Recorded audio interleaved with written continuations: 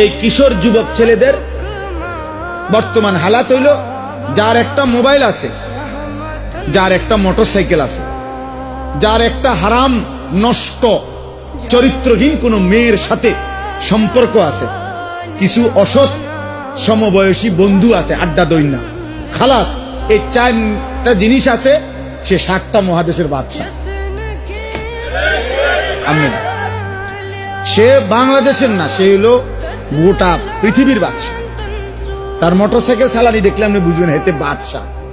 তার পূর্বপুরুষে ছিলেন নবাব সিরাজউদ্দৌলা,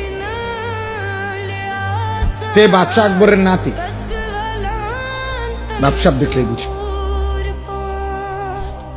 সে 7 মহাদেশের মালিক। তার চুলের পেখম দেখলে মনে হয় যেন তার আব্বা জাতিসংঘের মহাসচিব, আমেরিকার প্রেসিডেন্ট তার বাপ। তার চলাফেরা দেখলে মনে হয়